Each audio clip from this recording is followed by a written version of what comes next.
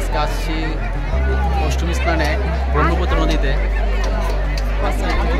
স্নান হচ্ছে অনেক পূর্ণ, তো সেই হিসেবে পুণ্য স্নান করতে এখানে হাজার হাজার পুণ্যার্থী আসছে স্নান করতে।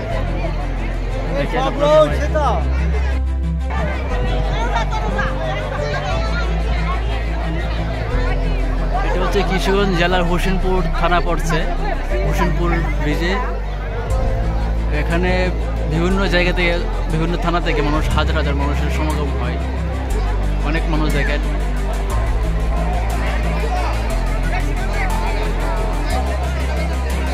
এটা হচ্ছে ব্রহ্মপুত্র নদী।